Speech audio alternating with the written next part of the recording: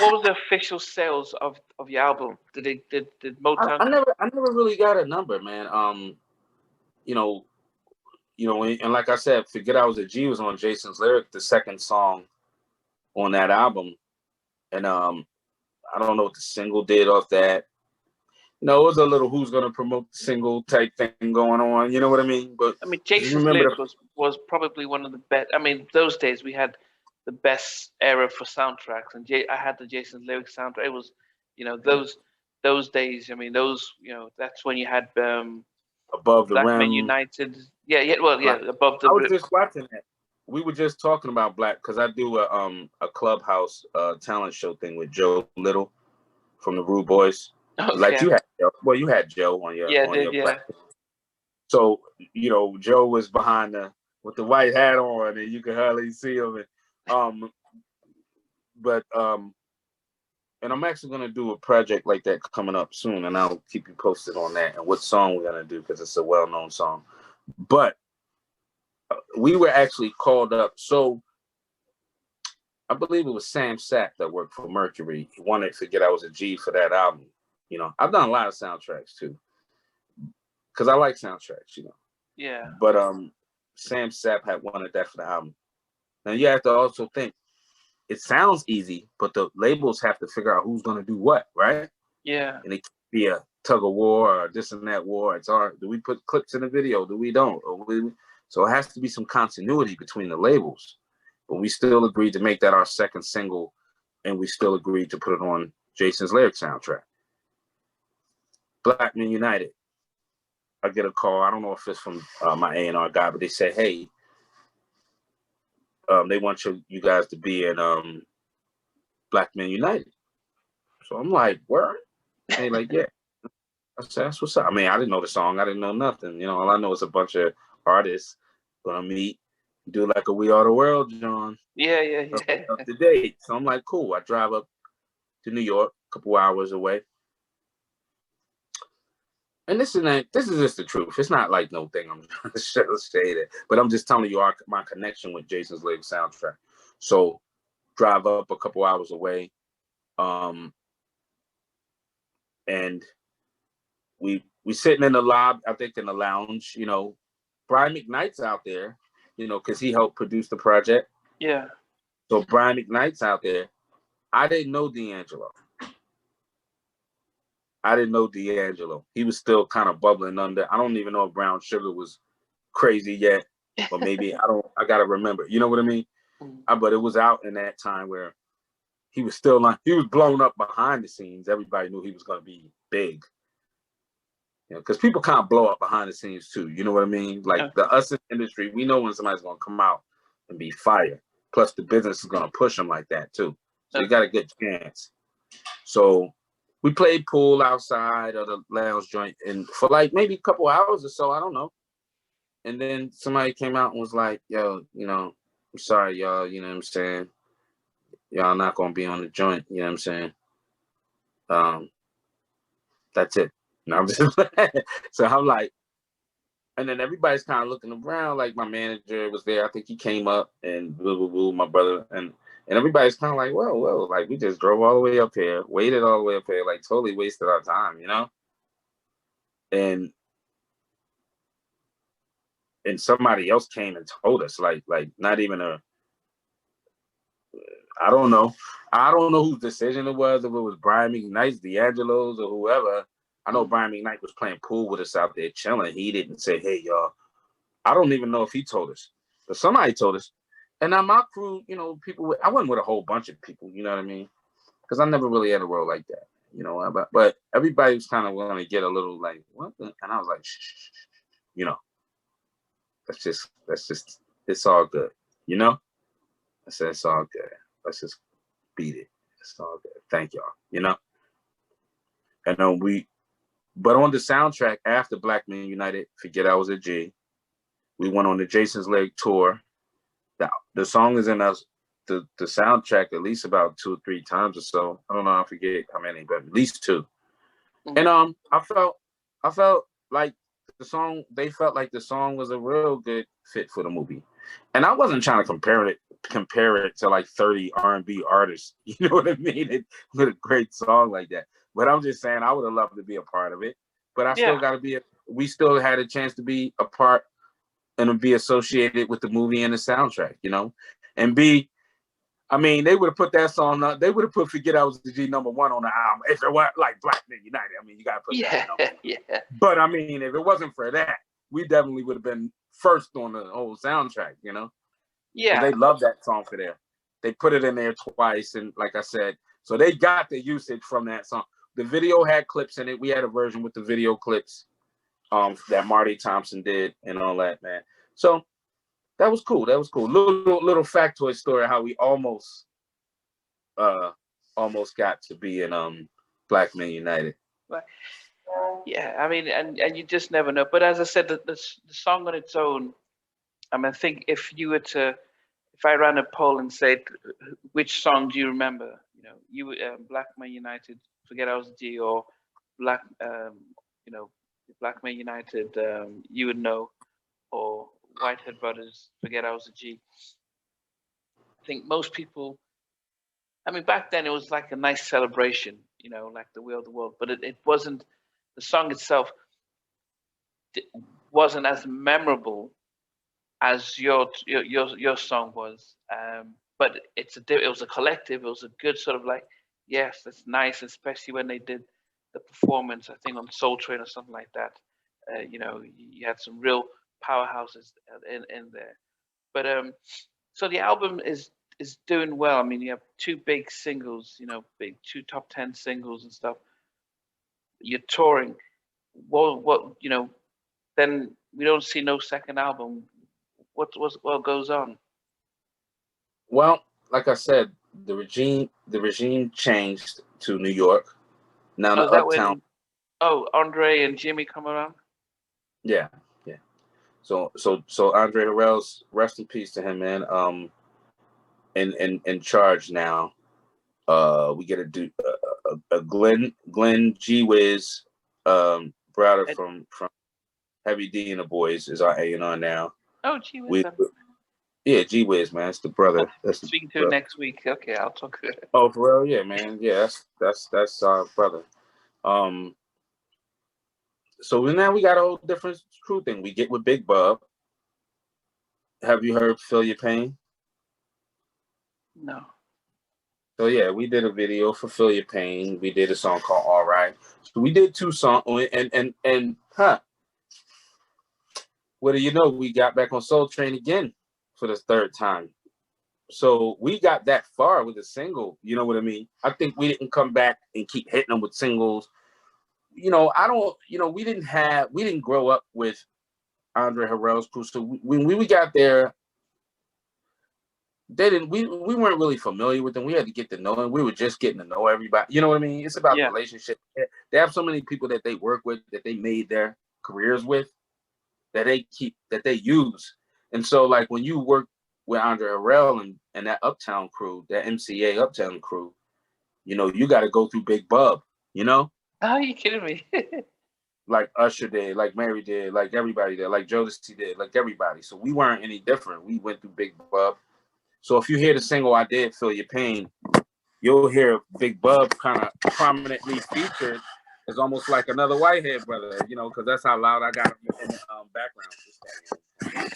Let me take this cord out. But that's how loud I have him featured in the background, you know, like another group member, you know. What was he? Was he like A&R? What was his role in it in Motown? Bub was writing and producing and, you know, getting production and stuff. I think G Wiz was A&R. Bub was produced two songs on us. Like I said, we dug Bub so much, man. I rose his voice up in the backgrounds for "Feel Your Pain" and "All Right." Like you could hear Bub really loud, you know, because I really dug it. And yeah, we still talk. Bub and I still talk, man. I still love. But you know, I was fortunate to you know what I mean, be able to walk through that school. You know, that whole Uptown school, man. So, but after that, it kind of just like I said, those singles did okay, but you know they kind of died down. We didn't keep at it. And I think we were already on like, let's just try this out to see if it works kind of thing. I don't think we had the best favorite relationship with them where it's like, whatever happens, said Mary J. Blige don't catch a huge joint. You ain't going to kick her to the curb. You know what I mean? Because you made on with her. Not comparing our hits and status to her, but it's somebody that they know. So we were just getting to know them, and we tried out what to do. We gave it the old college try, and we did a whole album. It's in the cut. It's not like it's shrouded in mystery, man. Nobody even knows what that album is, man. You know what I mean? Oh. Yeah, who knows? I don't know where it is. Could be, archives of Motown. Could be in the sands of Egypt. But people have been asking about it, and I've been, little by little, you investigate your life. It's not like everything was just flat on the table, and I can even call it what it is. I've had to unveil and uncover and peel back onions, and not frazzle anyone, and get them scurrying along. I had to just be patient and let the truth kind of come back. And the more you learn about the business, the more you can learn, what happened to, and not look at, I know that people are sitting there with trip D's and all that, but I don't know a lot of these things because I've always looked, thanks to places like Europe and London and places like that, and in America, I have no feelings but to look at the album as a success, and it's an underground. If they didn't promote it, do this or that, or we don't have a platinum, all they did was just make it more valuable and rare. Yeah, that's like when I was telling you about dub plates. I do dub plates and stuff for people, and it's rare to get one or we haven't been there to do shows.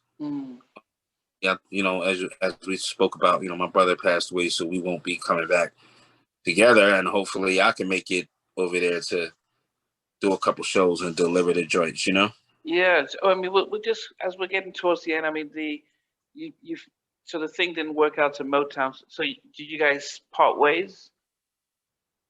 Not officially, we weren't officially dropped or anything like that. Like we never been dropped from a label. I think we just all kind of go our own ways. I think when Andre Harrell first got there, or someone was having a meeting, they were going through artists, and it was like, so-and-so drop, so-and-so, all right, we're going to open up the budget, so-and-so. This is unfamiliar. You have to roll with the punches. Everybody doesn't know you. It's not like they don't think you're good. It's familiarity. You know what I mean? It's what they know. You don't have a relationship. This business is big about relationships.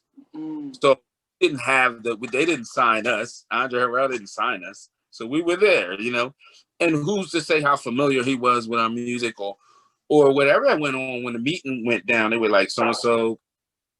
And I think somebody said Whitehead Brothers dropped, and the whole meeting in the conference room was like, what? Like, what?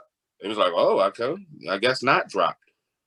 Because even though that person making that decision didn't know us, the people in the conference room was like, you crazy.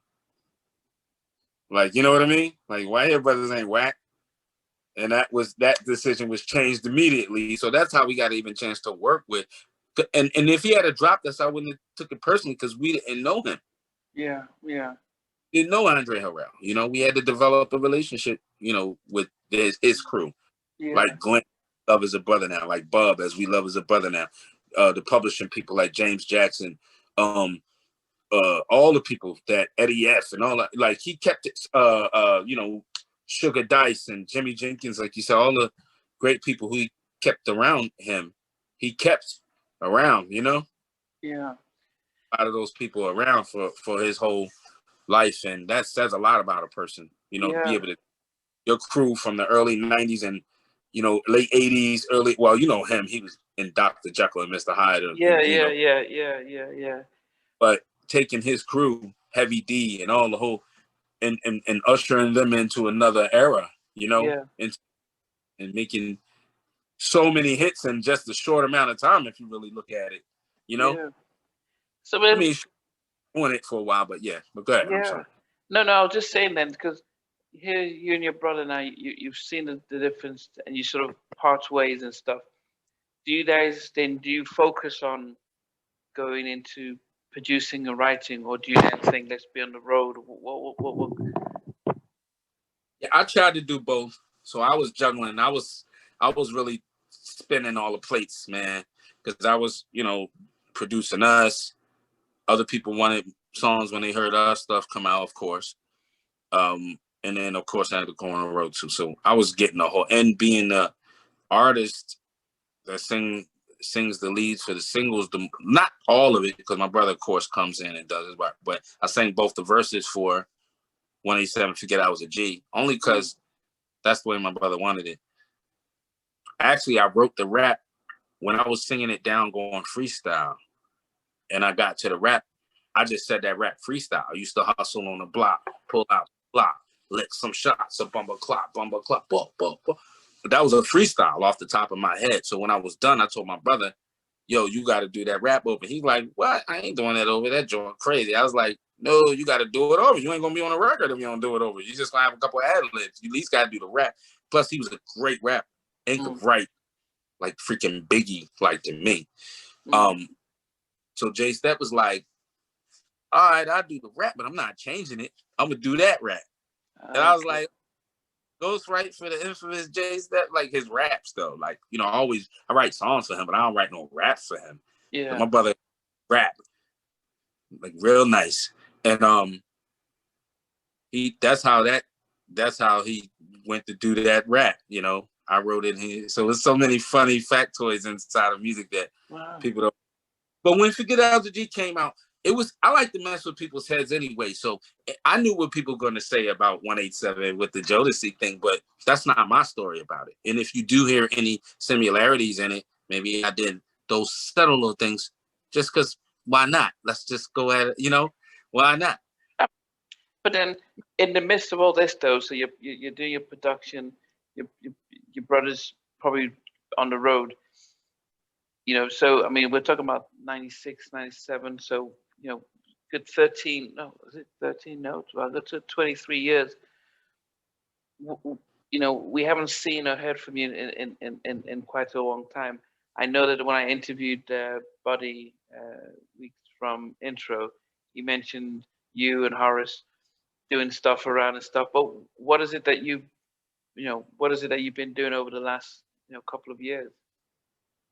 Well, since we'll go back 15 years. When my father passed away, unfortunately in 2004, I kind of buckled down on the business a lot, and still doing things and producing, but it kind of I kind of dedicate time into his legacy and taking care of some things. And I popped up to get an award in Atlanta. I got on TV with the Eagles before we won the Super Bowl, right in time for the Super Bowl and winning it, because that was the theme, no stopping.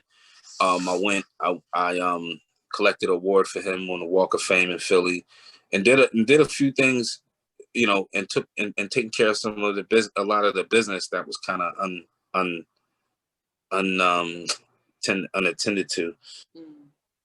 So that's a lot. It took a lot, and it wasn't just that. Of course, I've been making livings and doing other things. I've learned about construction, a lot of stuff, just all the things I wanted to do. But one thing I still did was just cook.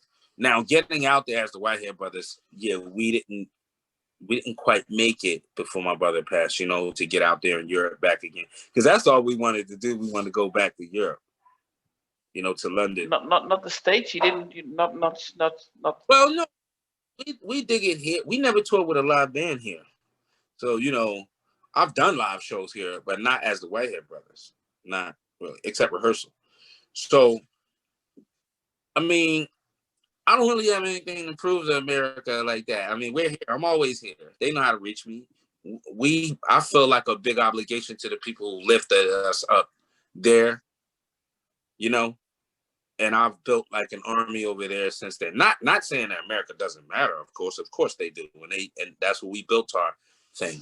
But we haven't been able to give that appreciation back to the UK and beyond, in Germany, and it's not because I think it's theirs, because I have the family now. Yeah. Just like Richard from Grapevine, of course, who linked us up. Rotterdam, and he asked me for video for his thing that it didn't matter if he already had Donnell Jones. I don't care. If you ask me, if somebody supports us, we got to take our time to do it. Yeah. When other people are lofty and they want to measure people, all I'm doing is building more of an army and more. So you go ahead and be lofty and think and want to know how many followers or subscribers people are going to listen to your show. You came with a dope vibe. You came from some well loved and revered people for me. So I know it could only be successful now. Just so happens, you know, you're like a hot shot, man, and you got some dope interviews under your belt, you know, and some dope journalism under your belt, man. So big up to that.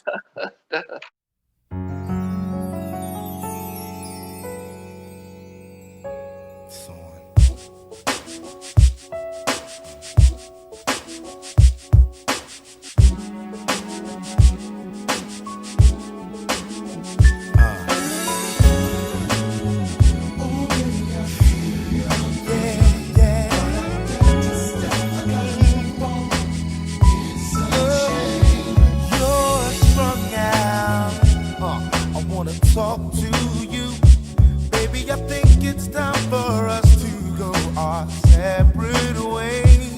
No hard feelings, it wasn't meant to be. Baby, I had to flip on you. You just flipped on me. Yeah, yeah, yeah. I really feel your pain. Move on, yeah.